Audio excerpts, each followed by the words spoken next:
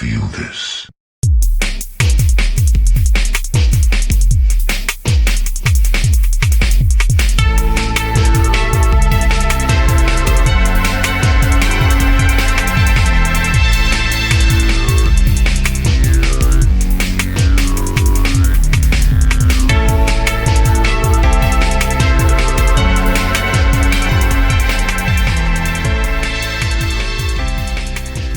The hills are alive with the sound of music. Episode 20 of the Grizzled Veterans Podcast. Oh my goodness. Has come to your warm embrace of your bosom. Ladies and gentlemen, I give you your host, Jason Rose. And my other co-host, Donovan Darko Oziak. That's what it sounded like at the Depeche Mode concert. Yeah, you've been doing some concerts lately. Yeah, I went to Depeche Mode a couple weekends ago, and I gotta tell you, I went in with slightly lowered expectations because I'm not... Lowered expectations. Well, I've seen... A lot of young people probably don't know that. That used to be a staple of Saturday Night Live programming. Oh, man. John Handy? Yeah, oh yeah, shit. I didn't even remember that. Go ahead, sorry, I derailed you. But yeah, they got a live drummer that they've been using for the last few tours. Well, I hope he's live. I don't want him dead. And, well, you know, Depeche Mode doesn't really have they use live drums on certain songs, but not on others. I was just worried that the live drums were going to interfere with their classic sound. Okay, and did it? And this was the best mix of the live and electronic drums that I've heard them do yet. Nice. So I came away very impressed. And because I've got a real attachment to this band, you know, I know a lot of the nuances of the music, so, you know, little keyboard bits, I know. Donovan loves the 80s hair band. But Depeche Mode's money. I saying that, is all joking. I have a lot of songs that I like from them. I will admit, I'm very 80s. That's when in many ways, Donovan still tries to fashion himself after... who's the lead singer of Depeche Mode? David Gahan. David Gahan. You know what? Without the white paint. I think if anything, I'm probably more of a Duran Duran hair boy. Yeah? Because you still got some fucked up haircuts. I gotta keep it. But I guess, if you got it, flaunt it, right? That's it, man. Yeah, girl. Yeah, girl. Yeah. What have I been up to? Honestly, not a lot. I mean, summer's been great. We're winding down now. Shit, it's September, 18th? Yeah, man. And the weather can't make up its mind. That's crazy. Mother Nature's having menopause. That's funny. But I don't know where the summer went.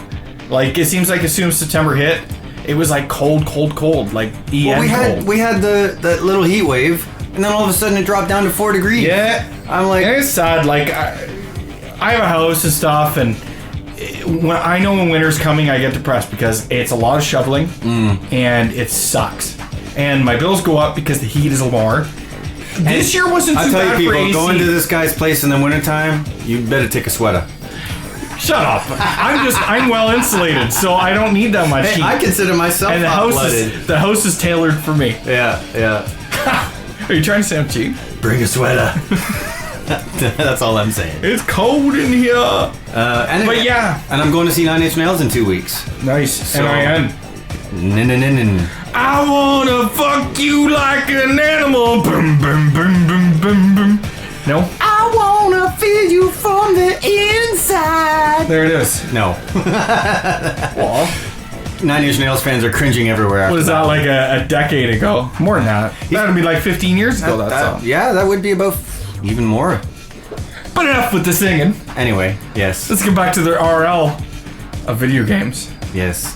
Really. And GTA 5, Grand Theft Auto 5 is upon us. It came out. It is out. For all those people that wanted it. Bad parenting galore and poor decisions. Well, it's and that element is so very true. I had a lot of people at work asking me about it, and I mean, the funny thing is, I'm not going to be playing it anytime soon. So, but I mean, at the same time, we're well enough informed that we can still. We got a good idea of what's going on here with this game. And, there's definitely a lot of parents out there that don't necessarily think before they buy. Well, yeah, I mean, before we get to our impressions, my impressions of it, or not impressions of it, my thoughts on just the release in general is there's adult media and there is youth media. I mean, there's age restrictions on things, and for good reason. And that's really the point. I go in to EB Games in Canada, GameSpot, or whatever the hell they call it in the States. Same thing. And I see 12 and 13-year-old kids with their parents, and their parents are buying this game. And I honestly, like, I like to think I have a responsibility. And if I was a parent, there's no way in hell I would have my kids playing this game. Well, I mean, most of the tellers that work at these stores have an obligation to tell the parents that, hey... But they do. Yeah. And these parents just do not listen. I know. And I can't believe it. Like, parents... Be informed about the media that your kids can consume or do consume. It is not the fault of the media for doing stuff or things that people do. It's the fault of bad parenting and bad people. Well, and another thing too that I think is worth mentioning is, like, don't give your kids more credit than they deserve.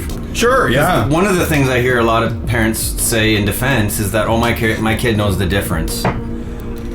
Yeah, they say that, and then when he does something at school, they're the first parents to blame something else other than bad parenting. Yeah. So, yeah, just I think video games made them do it, or something like that, or the movie. You know what? How about yourselves? Be proactive. Yeah. Get ahead of the game. This is not a kid's game. Yeah. It deals with adult issues, and just because. You know, all of a sudden they walk into the room and they're a 13-year-old kid, and all of a sudden he's saying "motherfucking whore" or "suck my dick," and you know they're banging or something like that. Yeah. And all of a sudden it's like up in arms. Oh my god, it's a video game. Well, you know what? Video games are adult content too. Yep. And that's the thing. This game is made for adult gamers who can, you know, take this thing with responsibility. Like you said at work, like there was a couple people that you would just like to shake. Yeah. And like wake up, be proactive. Like I said, and just. Use common sense. Be informed. No, but exactly. Be informed. I feel like so many today's society's problems, or the problem, are just the fact of not being proactive parents. There's so many bad parents out there. And it's like I said, dude, there was actually one parent that I talked to, and when I came into work today, she said she didn't buy. Well, there you go. Like, bravo to her. I get clap. Yeah, exactly. To the good parent, I'm not saying there's not all bad parents. I actually said thank you to her for that. Yeah, like she should.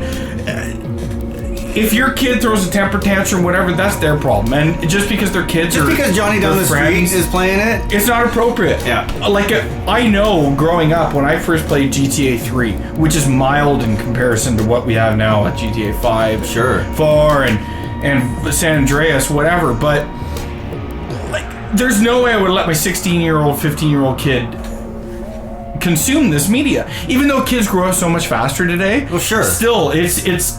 You gotta control something. It's up to the parent to be responsible in that regard.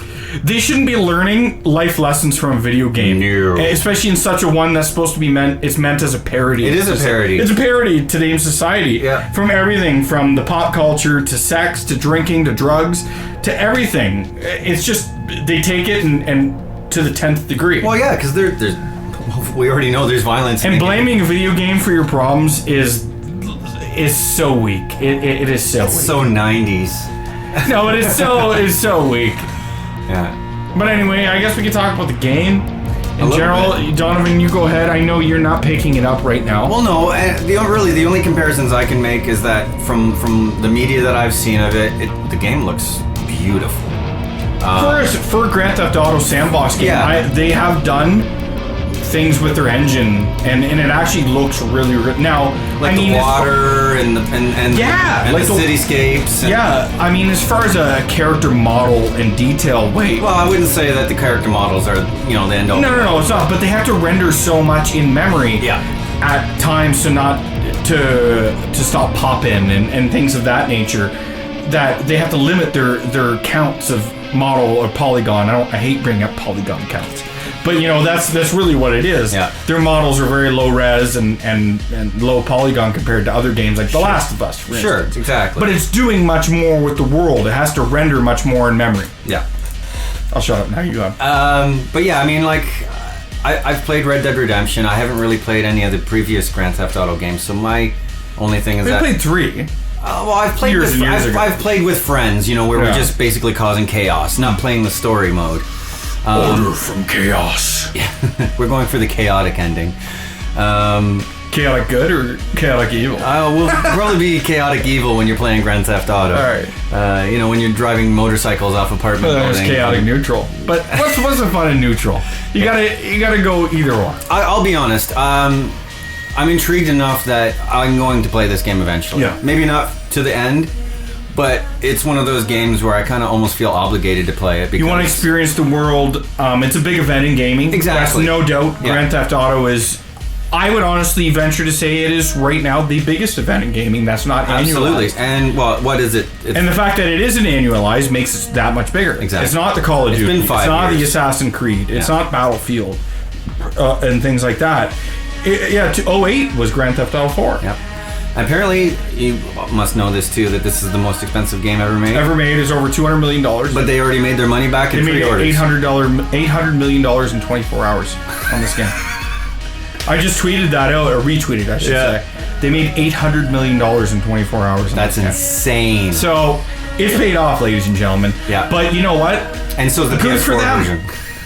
Well, we'll get to that, but good for them. You know, Rockstar took 5 years, and bravo, they're not shitting out games. They made the game they want to make. That's right. They put it out when they want to put it out. Yeah.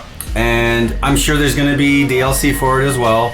The online component. I hope so, doesn't- because a lot of people would argue the best part of Grand Theft Auto 4 was the DLC. Right. The Ballad of Gay Tony and The Lost and the Damned. And from early reports from reviews that we've seen, the best element of the new game is the heists, or one of the most enjoyable aspects is the heists, and that there could be a few more of those. Sure, in and there. I'd love to see more of that So- from what I can tell.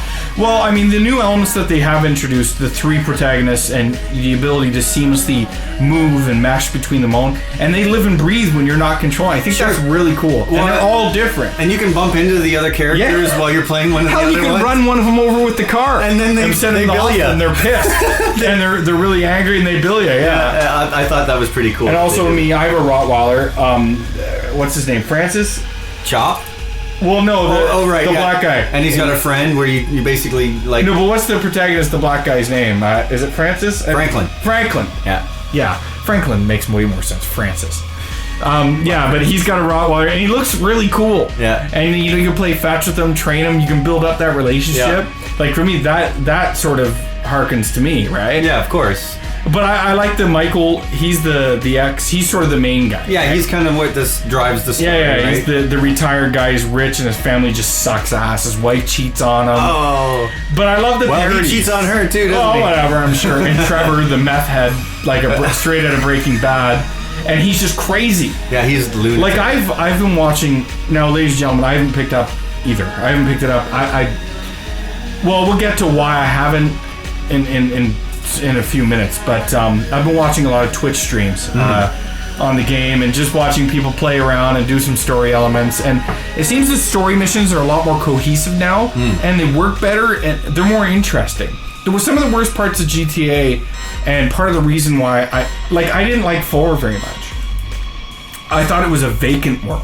Okay. I thought they did a really good job. It looked good, and they gave you the facade of that open world and how big it was, but there really wasn't a lot to do in it. We couldn't really go into buildings and stuff. No, like it wasn't. It was vacant. Yeah. And Like it was a little early in the generation, maybe, to realize what they were doing. A lot of people love 4. It just wasn't for me. I think the biggest thing that I've taken away from what fans think of 4 is that it took itself a little too seriously, and they didn't put enough of the fun elements in Maybe. it. Which they seem to have thrown everything in the kitchen sink into the new one, right? They just need the time, I suppose. But also, through no fault of its own, the Grand Theft Auto, to me, GTA 3, and to a lesser extent Vice City, I did everything and anything you could do in those games. I drove and did random shit just for the fun of it, and listened to all the music, and did the stunts and the cab missions and the fire truck missions.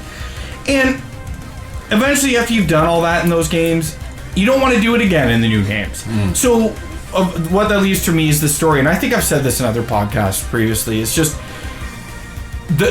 when you strip it down from the sandbox into just a game and gameplay and story, it isn't very good. Like, the gameplay is just okay. The driving is just okay. The shooting was just okay. And like, the story was okay too, but they had problems with mission structure. But it was so grand. It is, yeah, but the thing is, though, to me, I feel like people give sandbox games too much credit for being big. Yeah. Being big for the sake of being big is a dumb excuse for me. But if you can pull it off... Sure, but not too many things do. Yeah. Rockstar seemed to be the exception in that case. Yeah, but I don't think GTA 4 did. I think the game is too big for its own good. But by indications, 5 may have... I think so. Yeah, I mean, they took 5 years to make it. I should hopefully... And it runs properly. There's a hell of a lot to do. From all accounts, the shooting is better. Yep. The driving is better. I've heard they fixed the driving, not sluggish. They've refined the mechanics, and that's what's important, because when you strip away the I can do anything mystique, get rid of that. I've done that for 25 hours, which is insane, because a lot of people will do that. Right. But whatever, that's fine. What do you play the game for? But when you get down to the actual game and the story and the mechanics of it, it didn't play well. It didn't play that well previously. Now it seems it does. I've watched some shooting and some heist sequences and some driving sequences. I don't mean just driving airplanes, driving ski-doos and boats and whatever else, motorcycles. They seem to handle really, really well. And the camera, now some things to do with the mini-map, I think too much like peeking into the corner of your eye in the mini-map. Okay. Like you'd like some visual cues. Like Sleeping Dogs did a really good job of it. Okay. Visual on-screen cues of where you're supposed to go when you're driving and people are trying to run you off the road. And the last thing you want to be doing is micromanaging a mini-map. Okay, you're right. It's tough to something glance. Like a little. You miss the corner and then you got to do a UE and you hit that other guy. But anyway, ultimately I'm not picking it up right now. Grant that for those reasons, but also mainly is in the code. It says PS4 version right into. It said Orvis right in the code. And Orvis, as we all know, is the code name for the PS4. I'm going to get a next gen. I'll wait. And they haven't announced that. No, they haven't. But GTA Online is coming later. Yeah. Which is in October. Yeah, launches in October. So, whatever. I can wait. Like, Grand Theft Auto to me is a huge gaming event. It should be. But for me personally, I can wait. There's millions of people playing it. Oh, they're not going anywhere. Huge. It's the most played game right now. Yeah. Like, I think it was the first game on Twitch. The first new game to break the top 5 in its first day of release. Maybe I'm making that up. But it was something like that.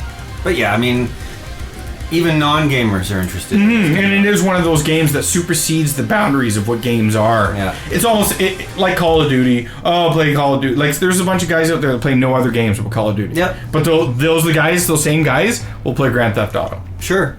Or they play, or like hockey or sports players. Or those, the sports guys. You know, they'll have their sports games and they'll have Grand Theft Auto. But you're not going to see Final Fantasy in their collection or like... whatever. I mean, The Witcher. Games are games. Whatever you want to play and whatever you enjoyment, I don't care. Oh, and it's just why when I heard a couple people say, "Oh, this is the greatest game ever," and let's maybe not go that far. Maybe it's the greatest game of its kind. Mm-hmm. But to say it's the greatest game ever, that's just so subjective and tricky. Also, I use that as a critique.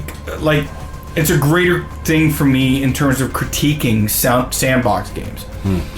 I was having this conversation with some people in the community that I'm a part of, and sandbox games are fine, but like, for instance, Bethesda, I feel like they craft games that are too big and they can't handle them. Because when your games are constantly released with bugs after bugs and they don't run properly, that means your game's just too big and you can't get a handle on it. What was they saying earlier in the Prestige?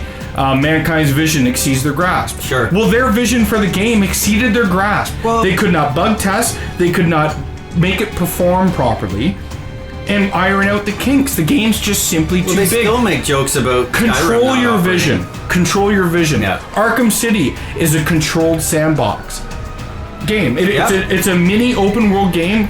To me, that's perfectly executed. Now, it gives you the illusion of a game that's bigger than what it actually is. Sure. But that's fine. Yep. And that's what they crafted. They could focus their narrative. The gameplay didn't suffer. Don't bite off more than you can chew. To me, I feel like reviewers give too much credit to games that are just big for the sake of being big. Or even publishers, for that matter. Sure, but I'm talking reviews. They'll say, it's so big, we can overlook a few kinks. Well, you know what? That's a cop-out. That doesn't work for me. Well, a game is then a you game. Can't give that game a 10. Well, I'm not even talking 10. I just, in general, they'll give it a 9 or an 8. It does so much that we can overlook a few flaws. Well, that's not... You shouldn't have to overlook flaws. Well, it depends what kind of flaws they are. A lot of times they're running like the game will run like shit. Yeah, or play like shit. If that's the case, then that's not acceptable. But I mean, that's what the problems with these sandbox games are. No. It's never. I mean, it's never like a story or narrative problem. Maybe pacing, but well, hopefully with next gen, these guys will get their games to run better on the consoles. Well, I mean, my biggest gripe is really with Bethesda. Yeah. Bethesda as a developer. Well, I think the joke is still running about Skyrim on PS3. But it's not just Skyrim. The Fallout games all ran like shit. Oh, yeah, exactly. Fallout 3, they have a bad reputation. New Vegas, they all ran like shit. Yeah. And I find that unacceptable. No. I really do. Well, I mean, we've covered that. And it's like, you shouldn't even release your game on a system if it can't run properly on it. So. And like, I feel consumers, I can't control what people buy, but consumers get wrapped up in the fact that, oh my god, I can do anything. Yeah. And then they buy Skyrim, and you know what? Skyrim is a fine game. I platinumed it. I actually loved it, but there's a lot better games out there than Skyrim that play better. I would agree completely. I mean, the sense of scale and adventure are awesome in Skyrim, and who am I to tell someone what they should enjoy? But there are much better crafted games out there than Skyrim. I put 160 hours into Skyrim, so it I can't put be that 125, bad. 130. You know, and I'm not saying it's a bad game. And I didn't platinum it. You did. But I'm not saying it's a bad game. No. I'm just saying, like, it's as far as a video game, quote unquote, and the way it plays, it kind of plays like crap. Like, it doesn't play very well. The combat, I've always complained about the combat. And this is aside from glitches Yeah. and running and frames per second and the way it works. Yeah. Like, it just doesn't play very well. Anyway, this isn't a Sky thing. It's a Grand Theft Auto sandbox rant. But I hope the game comes out for PlayStation 4. I'll pick it up day one. Sure. It's just not a need to play game for me right now. And I think that's because right now we kind of have a full palette, and we'll get to that later. Sure, and that's the thing and again, kind of how I feel about the entire holiday coming up for me is just for the kind of games that I'm looking forward to. Mm-hmm. None of them are coming out. I hear you. For the holiday. Well, let's cover that at the end. Yeah. After we cover the TGS stuff and whatever. Really briefly, I'll just, I guess, remind everybody that Wind Waker HD also came out this week. Did it come out this week? Yeah, and the price cut for the Wii U is this Friday. Was it this week? Or the reviews just come out? I think September 20th is when the price cut is in effect and the bundle is released. Okay, I didn't know Wind Waker HD came out this week. Well, it comes with the new bundle, right? Wow. As a digital download. From all accounts, it's beautiful. Yep. I've heard minor complaints about the remodeling of the art. I don't get it. Yeah. I found no problem with the art originally. Yeah. But I mean, now it just looks like an absolute art piece. It looks beautiful. Like, it does look beautiful. From what I've seen. If I had a Wii U, I don't find it... To me, it's not a reason to buy a Wii U. Right. But if I had one, I would buy that game day one. Yep. And I'd love to play it again. Well, and the fact that, you've got the price cut and now the bundle, that's... They're getting... makes it more I don't attractive. want to... I don't know. Nintendo doesn't really warrant too much of our conversation at the moment. And I don't mean to be mean, it's just they haven't done enough. Not much has changed since we got on our last rant. Exactly. So what? Honestly, this price cut was long overdue, and we're now here. Yep. But it's still, in comparison, I don't know, maybe when X comes out, Project X. I think they are going to sell... Maybe. I think they're going to sell some systems with this bundle. But even then, I don't know. But we'll Maybe see. some more than a couple. Yep. Honestly, I sometimes I think maybe I want to get a Wii U, but It's hard to warrant another what am I gonna buy it for? $300 just for a couple of Zelda games? Yeah, like really, it's hard to warrant a $300 console in comparison to what is coming in November. Exactly. Like really, and then what can I get now that's on the Wii U other than the Nintendo's? Well, the eShop. There's basically that stuff, right? And they haven't worked out the kinks. It doesn't work properly with the 3DS and all these other things. Like, I don't know the finer points of it. I just know it doesn't run very well. But whatever. Yeah. Moving on. I guess TGS is gonna. No, let's get there in a minute. Okay. Let's stay on the games front. Diablo 3. Okay. You've tried the demo. Came out of the consoles. I have not tried the demo yet. I don't know.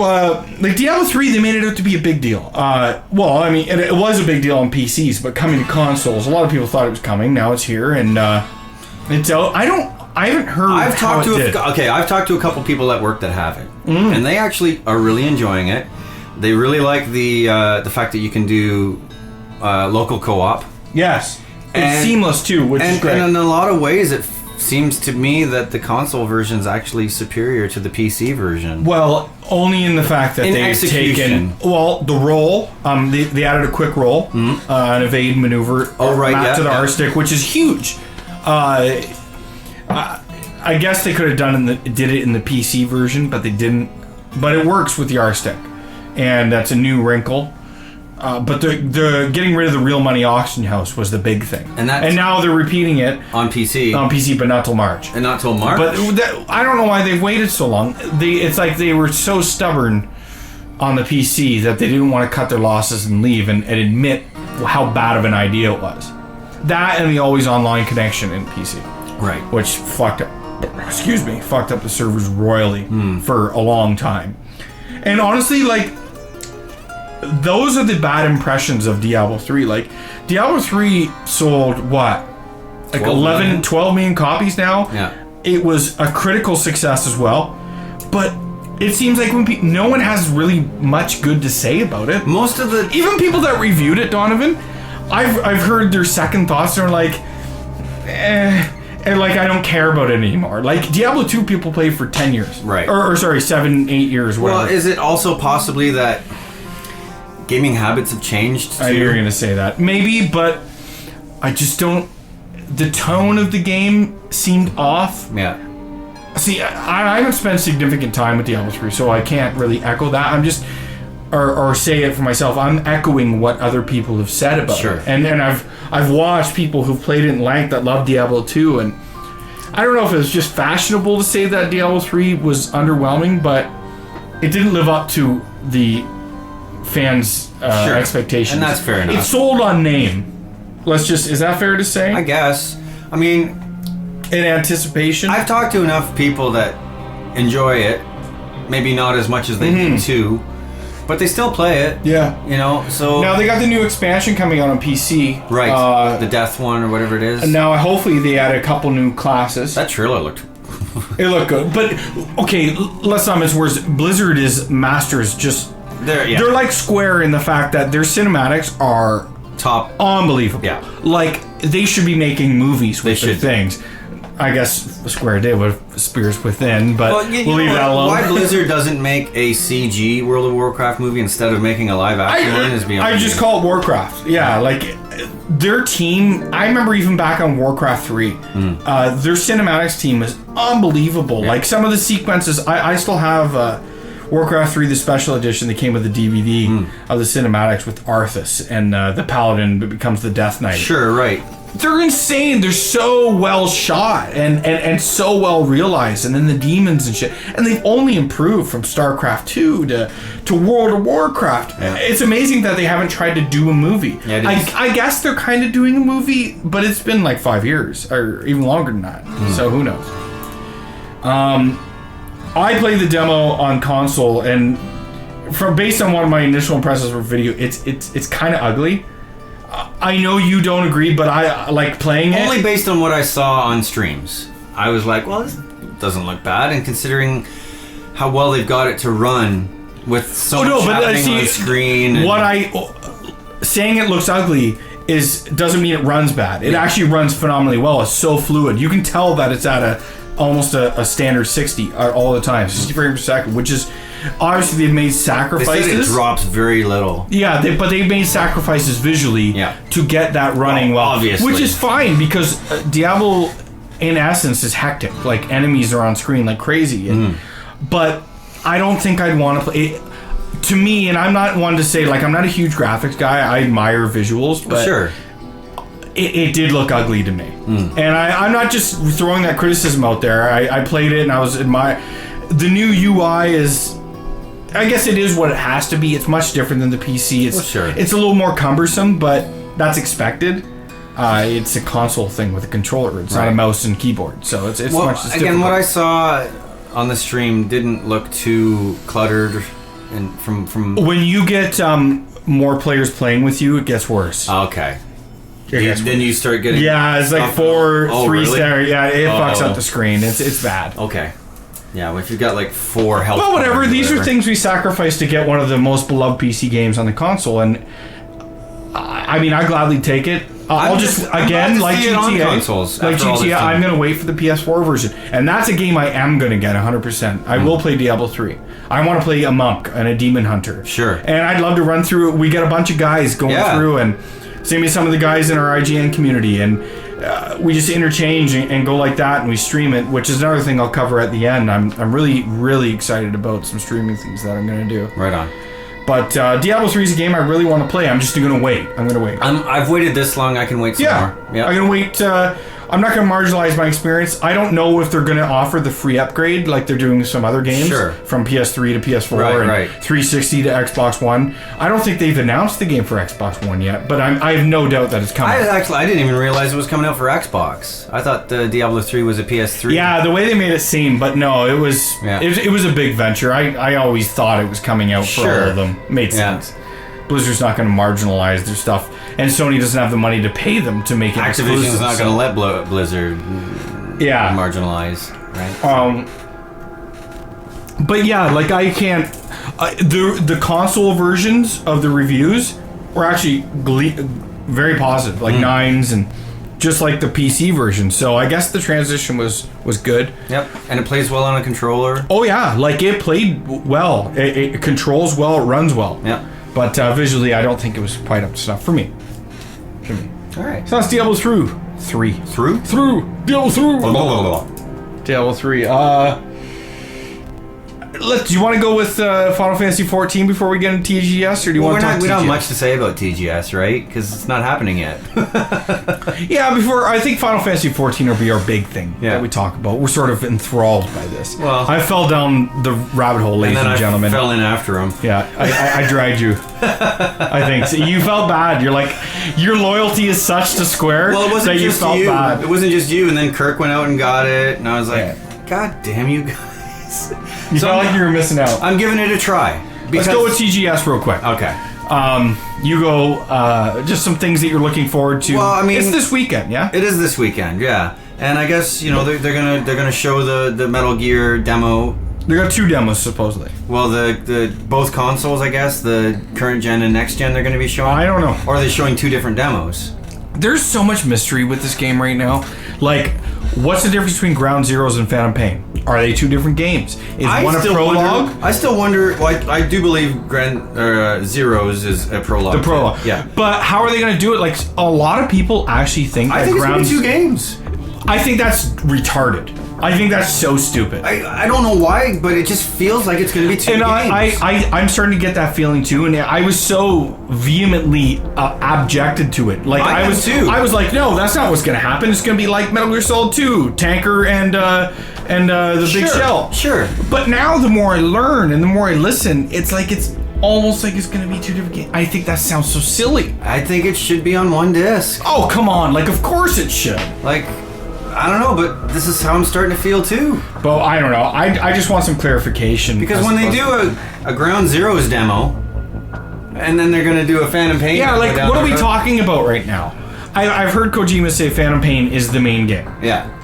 But it was debuted as Ground Zeroes. Ground Zeroes was the initial name. Right. But that's... I don't know. I'm confused. I'm even confused on Metal Gear standards in terms of that way. Like you're always sort of left wondering, but I'm confused on the fundamental level of what type of games we're dealing with. Yeah. Like, are they 2 different games, or what is going on? Well, and I think they're gonna play a little differently from each other too, because I think some of the things that we get introduced to in Ground Zeroes may evolve or be more involved in Phantom Pain. So I don't know. It's yeah. Can't say much. I don't know. But there's been some impressions on the game from people. Some people are, I guess they don't really like Kiefer's performance for Big Boss. Well, we'll have to just wait and see, right? And I don't know. In the trailers, it was fine, but they were only like a couple lines. So. Sure. I mean, what do they have to judge with, right? It sounds like I'm gonna be really objective on it though when I do hear it, the final project. Like, if it sucks, I'll definitely say it sucks. Sure. But I have no problem with Kiefer being Big Boss as long as it's a good performance. It sounds like they've really changed the alert system. Yeah, like it slows down when you're alerted and you have a chance to finish a go. I don't mind that the way it was explained because you are like a super soldier. It gives you the advantage. Like someone alerts, you take them out real quick. Sure. You can't see my axes right now, but the quick draw. Yeah, but I mean, like, because there's going to be so many more guys on the map, and we're not going to get the cone thing on the radar anymore. We're not going to have a radar like that. Well, who knows? Maybe we still will, but the game is so much more open, right? Yeah. Like again, everything seems open world with this next gen coming up. Yeah. Like sandboxy, like the Grand Theft Auto and stuff, and how that translates to Metal Gear, who knows? I don't know. But before we get into just a Metal Gear talk, what else are we looking forward to at TGS? I mean, are we going to get some more Castlevania stuff? Are we going to get... the thing is, Castlevania is a European company. Developed. I don't know. Sony actually said there was going to be a surprise. The quote was, I forget who said the quote, the news you've been waiting for will come at TGS. Last Guardian? I'll cry. I mean... I'll bawl like a baby. I'll bawl like a fucking baby. Donovan, you'll have to come and get me. I'll be convulsing. I'll cry. With a box of tissue. Yeah. But then again, okay, and then some people were citing tweets, like people were like, oh my god, are we going to see The Last Guardian at TGS? Shuhei Yoshida just simply said no. But then again, at Gamescom, people asked him if there was going to be surprises, and he just said no. He's the ultimate troll on Twitter. So, based on that comment, like the news that everyone's been waiting for, that is what everyone's waiting for. Yeah. Like a lot of people, that's like the most cited topic in terms of Sony exclusive. I think it's crazy that after all these years, people still go, are we going to see Last Guardian? Well, and here's the thing. A lot of people question why, okay? And it's a fair question because we haven't seen a game from Studio Japan and that Project Eco or Team Eco since Shadow of the Colossus, but one only needs to re-experience Shadow of the Colossus and what it actually is to understand why The Last Guardian is so anticipated as a game and what it offers. It takes what Journey, that feeling of that 2-hour experience in Journey and that beauty, and it did it years ago. Like 6 years ago, 5 years ago, and that was there, and that's why that game is so beloved, and that studio is so beloved. And when we saw that new project from them with that little feathered dog thing, not little, it was huge. You could almost, like, you developed a bond with that character. You could see that, and people want to experience that, a next experience or a new game from that studio. Yeah, that's why it's so anticipated. People are like. It's almost like people are like, why does everyone care about The Last Guardian? And I understand that because it's been so long since the last game. It's been 7 years, I think. At least because, it was PS2. Yeah. It probably came out late in the PS2's life, so maybe when PS3 was already out. It was before Final Fantasy 12, which was really at the end. So it's relatively late. Oh, okay. So 2 years. So still before PlayStation 3 came out. So it's been almost 10 years, say. No, it's been 7 or 8.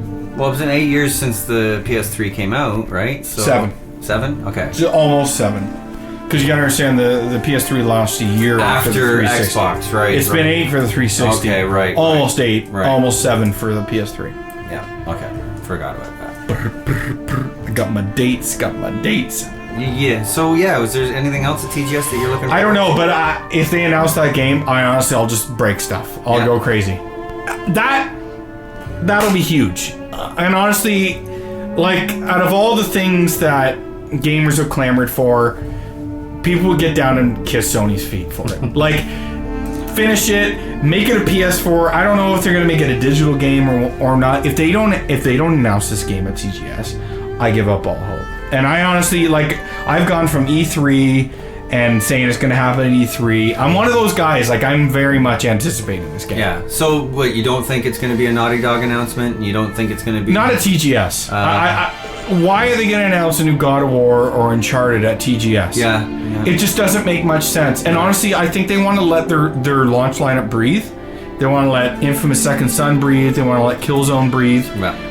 And then I think those announcements are going to be saved for the Spike Video Game Awards. Okay. At the end of October, beginning of November. Is it end of October? Mid-November? I think they do them in December. They do them right at the end of the year. November.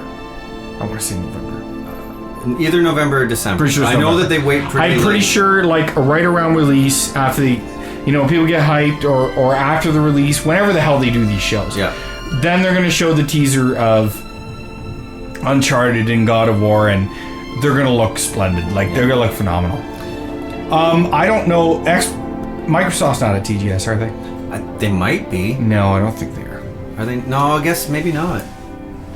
No, I don't think. The only reason, like, TGS has always been... Sony has always made a decent presence at TGS. And this year, more than any, TGS, they said months ago that TGS is very important to them. They're going to... They made big...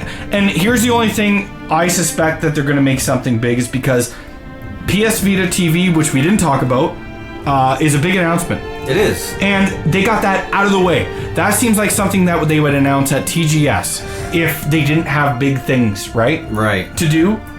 Does that make sense to people out there? Like, PS Vita, which I don't know if we're going to spend a lot of time on here. It's a tech thing, and for the sake of time, I don't think we want to cover it. But I think it's exciting.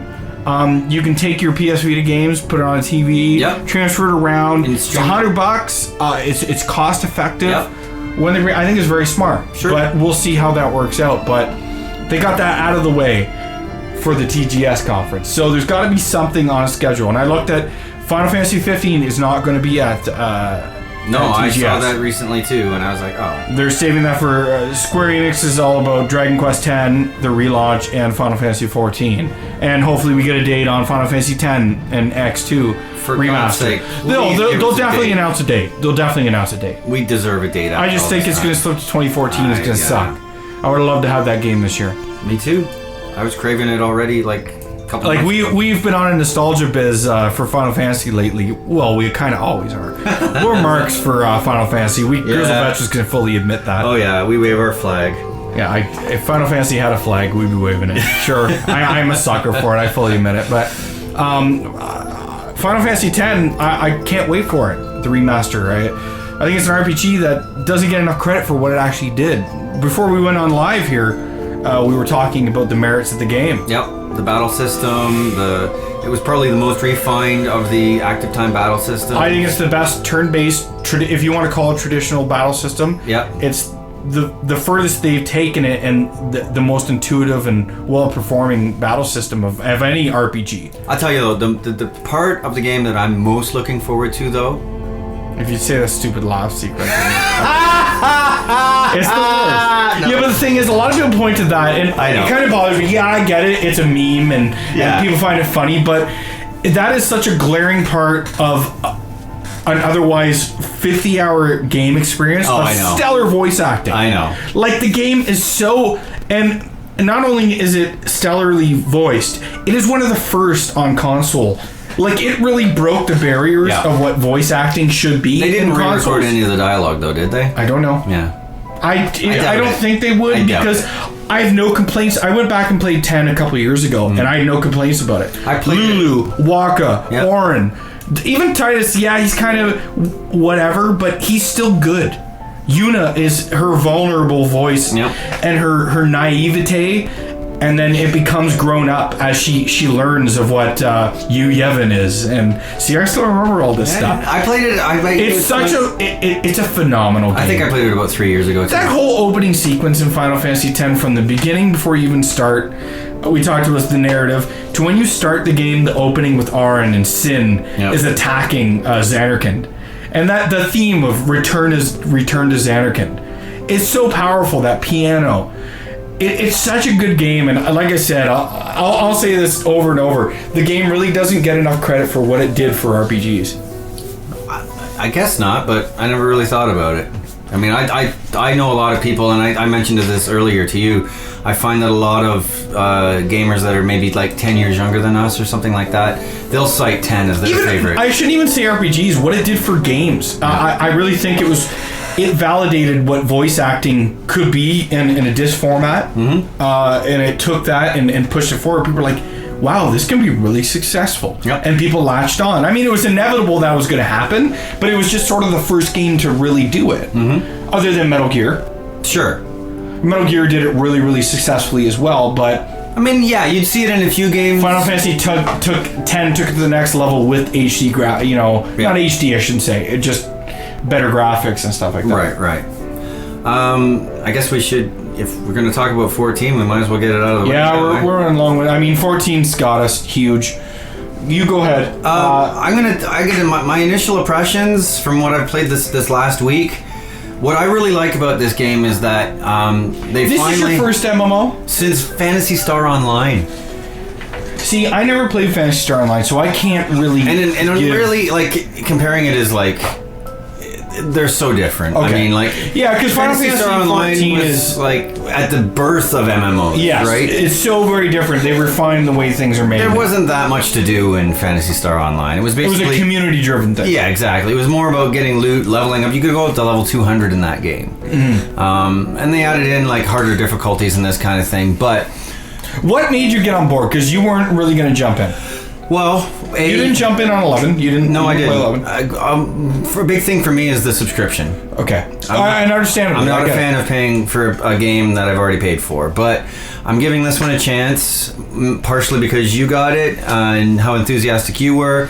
I got another buddy at work. And as you know, I was very indifferent. I didn't think I was going to buy it.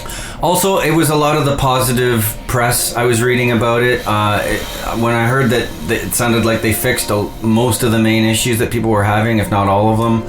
And then, I started to hear feedback from other people that they were enjoying it, that it was a solid experience. I was like, I'm going to give this a go. So now you've jumped in, and what do you think? Like, how does it play? Obviously, it's much different than what traditional Final Fantasy. I can't compare it to 11 like you would be. No, but don't. But I mean, for other RPG fans out there that just know Final Fantasy as a single-player experience, it's easy to jump into because it still maintains, like you were saying earlier when we were talking, it's got a very single-player driven. It is. For an MMO, it's very single-player driven. And you hop into parties when you want to and when you want to do dungeons, obviously. Through something called a duty finder. Right. And the duty finder is awesome. That's really cool. But I think the thing that I like about the game the most is that they are finally not afraid to embrace their heritage on this game.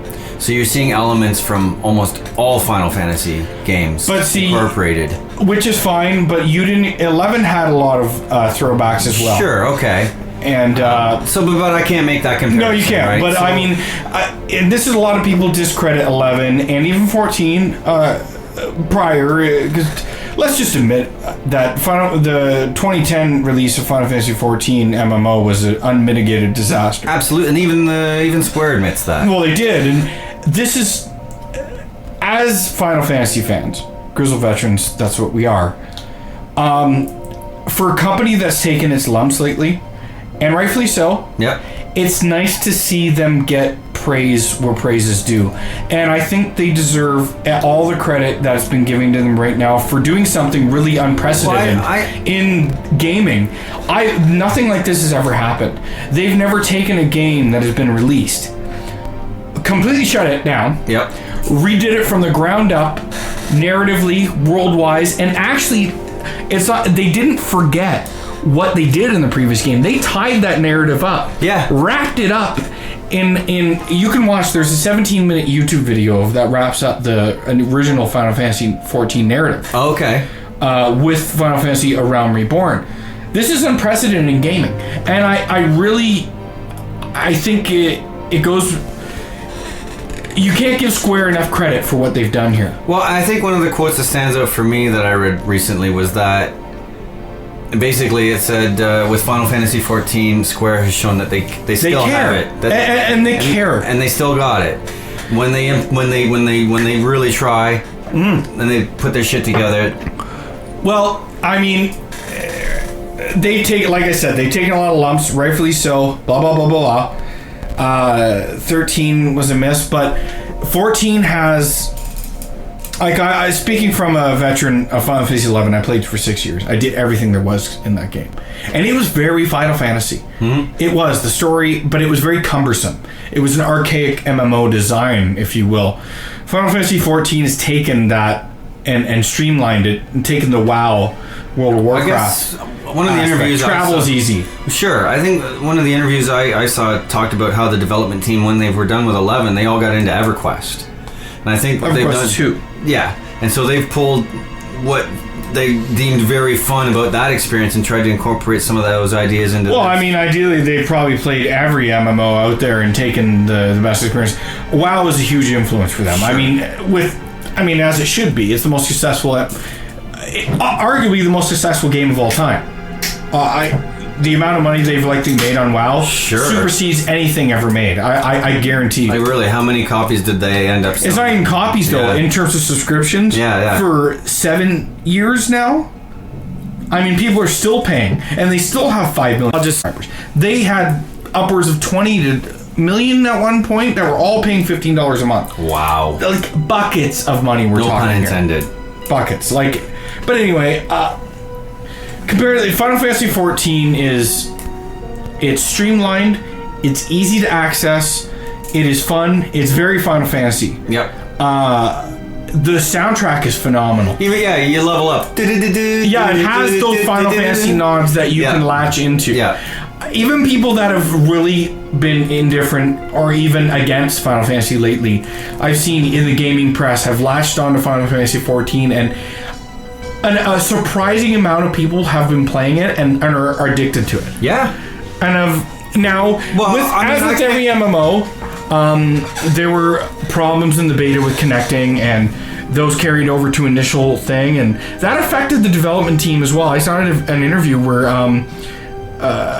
Yoshi P, that's his nickname, he was crying. Like he was in tears the problems they had, because it was such a passion project, and all this pressure was heaped on him to redo this clusterfuck, if you will, and redo it, and it shows. Like, this game is very impressive. The way I'm not saying it's without its problems, but like the way the game pushes you from area to area and introduces you and makes it as easy as an MMO can be to do things. Well, I mean, they did a really good job. For me, having not played an MMO of this scale, I've been able to. It still feels familiar.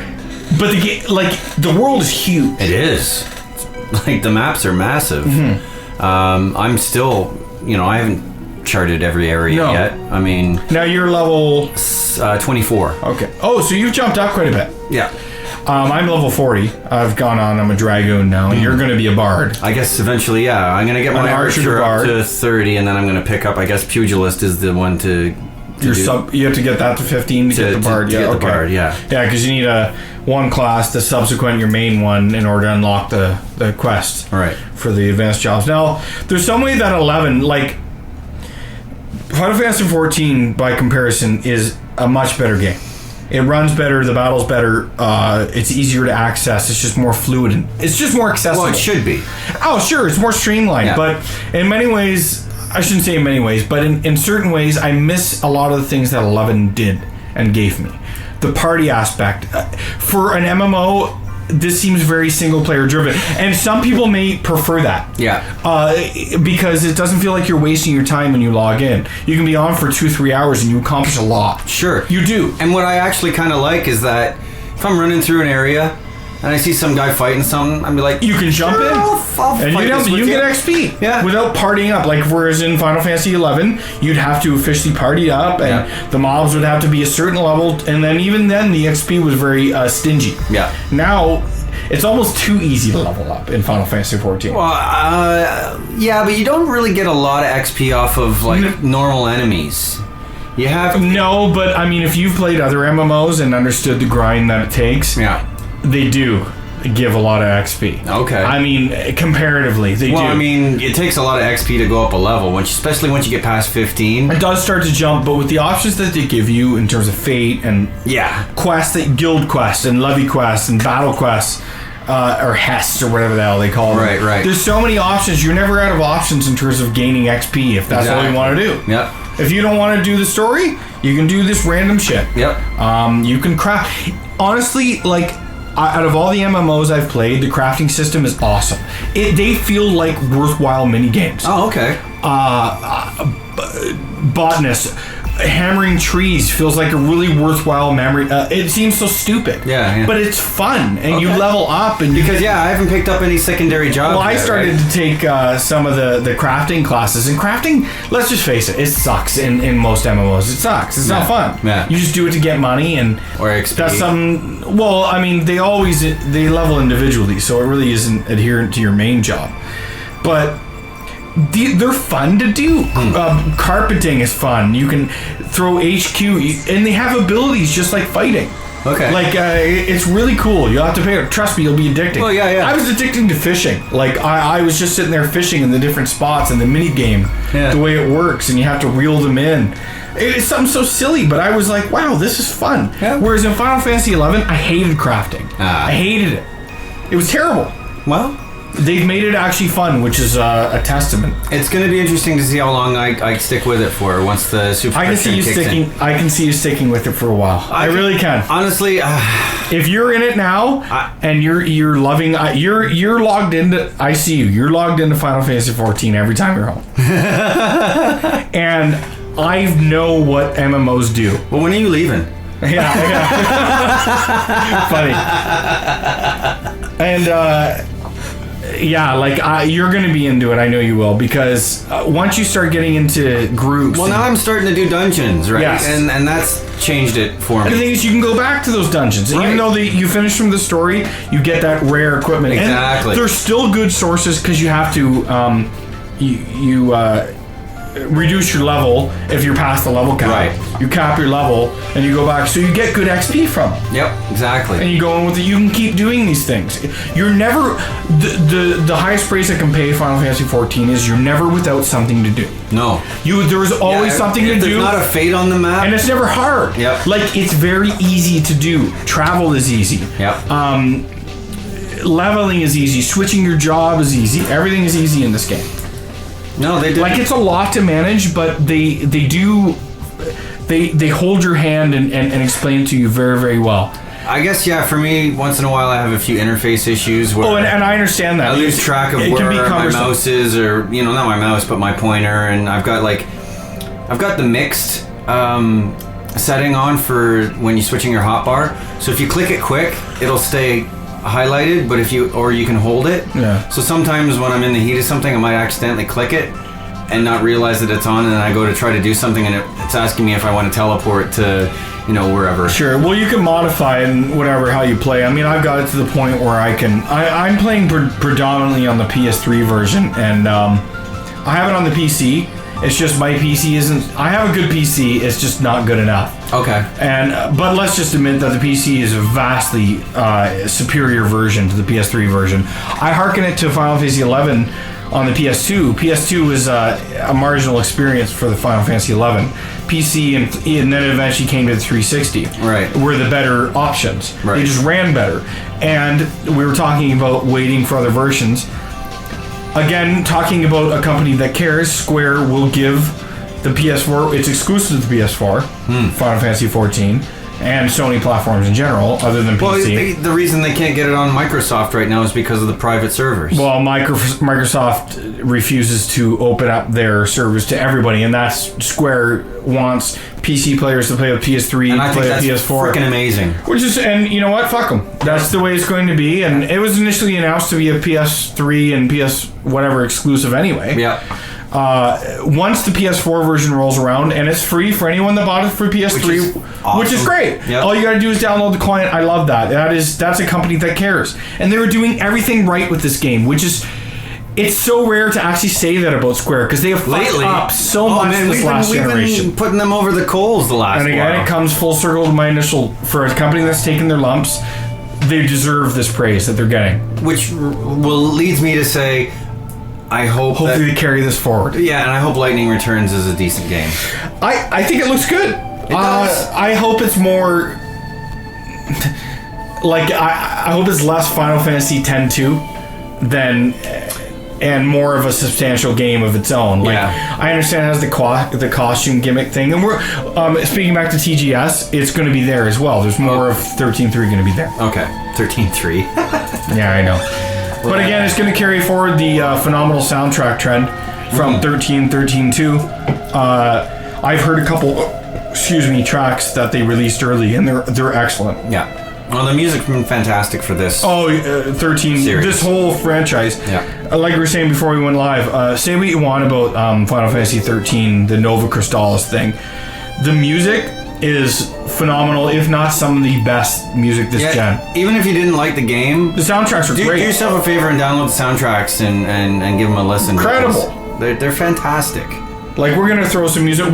In previous episodes, or some of our earlier Grizzled Veterans episodes, Donna was always added in certain songs in the background, but I think there's a couple songs we're going to throw in this one. For sure. And just to give you a taste. Yeah, download those 13 and 13.2 soundtracks. Do yourself a favor. There's a lot of music there, and it's really good stuff. Yeah. And who knows, it might actually get interested in the games. 13.2 has my favorite version of the Chocobo theme of all time. The rock version? The heavy metal version. Oh my god.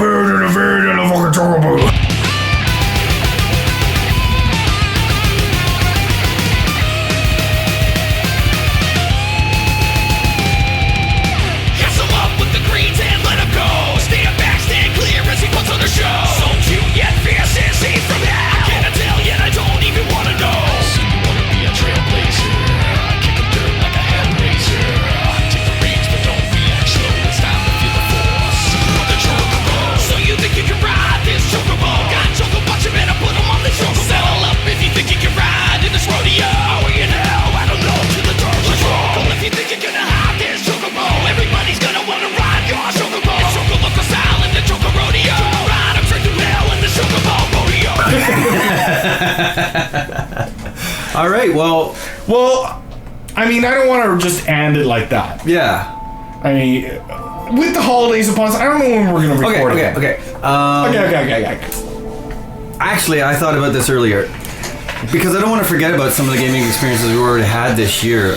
What are some of the ones? Can you believe we're almost at the end of the year? Didn't it feel like we just did our game of the year? Do you remember 2012 playing Tomb podcast? Raider earlier this year? Well, I do, and it seems so long ago. I know. Nino Kuni was this year. I mean, like, holy shit. I mean, I played Dragon's Dogma for like late spring into early summer. So I actually got to play. There was a lot of games. There's some good RPGs this year. Like, for instance, I'm just finishing Dishonored, and that was 2012. Yeah. And I loved like the DLC. Dishonored is such a good game. I don't want to get into it. It's an old game, but not old, but older. Yeah. It's the best playing first person game that I've honestly played in a long time. Stealth, everything. Great game. I don't know, like for you said you're not looking too much. Let's just move to the holiday push. I don't know when. I'd like to record before Halloween, but I don't know when we're going to do it. We'll figure something out. But I mean, I know there's lots of blockbuster titles coming out this holiday, but unfortunately, none of them are really. Yeah, like you're not interested in Assassin's Creed 4. I'm not. Watch Dogs. Battlefield, none of the Battlefield, Call of Duty. I mean, they're just not my type of game. You know, this is why I was really hoping. What about Batman? Well, Batman, I'm not saying I'm not interested in. I'm getting that day one. I'm a little skeptical just because of this studio. I'm not. I want to hold out for review. That's all I'm going to do. I'm not going to pre-order Batman. You can hold out for my review. Yeah. That's the only one you need to know about. Yeah. But yeah, I mean, I wanted Final Fantasy X HD. Yeah. We'll get that date this weekend, and we'll see how it goes. I'm definitely getting Batman day one, and I'm going to play the Vita Blackgate version. Are you going to get the bundle? Is there a bundle you can get both games or something? I don't know of anyone. If there is one, I will. I heard about a Batman bundle that's coming out. I wasn't sure if it was for the new game or if it was like bundling the first. There's actually a few games. Like there's a couple games for my Vita. The new Ys game. Ys. Vision of Soletta. Okay. Tower of Soletta. Can't remember. I love Ys. I grew up with Ys. Are they still being made by Falcom? Yeah. Nice. Yes. And but not just them alone. They got a publisher. I forget who the publisher is. I don't know. But Ys I attribute to my love of RPGs as much as Phantasy Star 1. Ys, you had the Shadowed Omens system? Yes. I still remember the music and everything about it. It was phenomenal. Yeah. It was such an amazing experience. It was like before I even played Zelda, I played Ys. Did I borrow your Master System to play Ys? You probably did. I think that I did. Because I was a Sega guy. I remember you were kind of a Sega guy too. Well, I had mine in my I had my NES, but then I got Genesis after that. You probably did borrow my Master System. I think that I did. Yeah. I'm pretty sure. It was just a really good game. It was. And I encourage anybody who's loves their action RPGs. Ys arguably is the best action game RPG series out there. I mean, running from Ys 7, Oath of Felghana, the Ys books 1 and 2 remastered on PSP, and you can get them for Vita. If you have the option, get them for Vita. There's a PC version of Ys 1 and 2. Well, they're the same things, but the best ones you can get are on the Vita. They remaster them, and that soundtrack, are you fucking kidding me? Man, it's so good. It's so good. I swear I remember my mom, even on the Master System version, like coming in and saying, this has got nice music. Well, they brought one to the PS2. I played the living shit out of it. It was so good. Yeah. It was so good. The living shit. The living shit. Yeah. Shitloads. But holidays, like I said, guys, I'm getting a PS4 day one. Donovan isn't. I don't know what I'm going to be getting on day one. There's a lot of digital games, indie games. Well, what I said to you earlier, I think for me, the PlayStation 4 launches on February 22nd, 2014. For you. See, I will be getting one, and hopefully I can get that bundle that they announced for Europe that they haven't yet announced in November, or for North America. The second controller, the PSI, the new camera, and Killzone, which is... Who knows? Maybe I'll love Killzone. I'm just not jazzed about it. I've never been a Killzone fan. I've never been a big shooter fan. They look great. It looks great. But, I mean, yeah. In terms of shooters, Battlefield 4 is very, very impressive right now from what I've seen. But indie games, I don't know when Transistor comes out. I don't know when Resogun comes out. These are games, I mean, I love the shooters, traditional shooters, like you said, the verticals and horizontals. Resogun will definitely play. I would love to see a new Thunder Force on... I'd love it. Like for download. You can't, I'm so big into video game music these days. I've really had a rebirth, so to speak, in gaming music, and I've been listening a lot while I work and while I'm doing different things, and I've been downloading these soundtracks and just let them play. And it's something we really take for granted. I really do think. I've got the Mega Man 2 soundtrack on my iPod. Mm-hmm. And I love it because every once in a while it'll pop on when I've got friends in the car. Oh, and I'm just talking about our chiptune music, sure enough. For instance, I saw your UN Squadron card out there from SNES. One of my favorite soundtracks of all time. Yep. ActRaiser, which we've talked about so many times on here. Video game soundtracks are phenomenal. If you're ever bored, just put one on. Like, it inspires memories, nostalgic feelings. And also, it might actually get you interested in a game you never thought you'd ever play. Right. You're like, where's that song fit in? Yep. And I'm working on something right now, a video series. I don't know what the hell I'm going to call it. But I'm gonna do it and shoot it and edit it and put it together.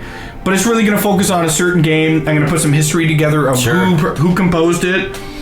Highlights of the soundtrack of the game, how they work and what their inspiration maybe was. 5, 6, 7 minutes. Sure. GT had as a show that's kind of I've talked about called Backtrack. Okay. I remember I told you that. I think you did. That guy Daniel Bloodworth does that show, and it's very similar to what you're describing. You know, they take an old game that has great music and they highlight specific stages. It takes a good composer and does it take inspiration from their previous work? Yeah. And where they went. Some of the games I'd like to do are the Final Fantasy 13 games, which I think are constantly overlooked. We've talked about this before. I think they sold okay, but in terms of I don't think they'll ever get the credit of Final Fantasy is known for video game music. Sure. A lot of people, so many themes. But I don't think Final Fantasy 13 and 13-2 will ever be known for any of their themes. Well, that's unfortunate. It is, and I think it is very unfortunate. Yeah. I had a game I was going to mention. I was going to say Yuzo Koshiro was a good example of somebody like from the past that had like a very broad... refresh. What was that? Secret of Mana? No, he's the guy that did ActRaiser and Streets of Rage. Oh, yeah. And there's two completely different. And that's the thing, like Sega back in the day on the Genesis has some of the best music going. They had such a wealth of... Sega used to have Yu Suzuki. I mean, so many talented people, but we're getting pretty nostalgic now. Yeah. But anyway. And they squandered those talents. But day one, I'm going to be having... I'm working on my streaming channel right now. I'm going to be doing streaming day one on it. I'm going to leverage some of the... day two. I'm gonna leverage some of the IGN community, and we're gonna be putting together events, giveaways. Hopefully, some of the staff can eventually come out and play. But ultimately, it's just gonna be a lot of fun. And I mean, I see some of these guys do it, and they suck, and I'm gonna be better. And I'm like, why can't I do this? I'm funny. You guys listen to me. I'm funny, haha, or funny weird. Which one? I don't know. You're funny with a bullet in my head. Funny fucked up. Yeah, like, I don't know. It's a really exciting time for video games right now. And even, like, some of the holiday, there's a few games I'm looking forward to, but early 2014 is really what I'm going for. It's all about February for me, man. Yeah, like, there's 13-3, there's Thief, there's Castlevania, Lords of Shadow 2, there's a bunch of games. Obviously, Final Fantasy X is probably going to slip to that. But I mean, we're going to record a couple times before that. We're definitely going to get it. We'll have our Game of the Year stuff coming out. Yeah. Hopefully, get a Halloween podcast coming out. We can dress up, do some fucked up shit. That'd be all right. Anyway. All right. That was Grizzled Veterans, episode 20. Not bad, man. Follow us on Twitter, as always. Don't forget, we'll put the links below. All that shit will be there. I'm not writing as much recently, so I got nothing to pump there. New Gamer Nation? Yeah. Hi, guys. Hi, guys. Thanks for your continued support. Yes. I don't know. Bye? Yeah. Bye.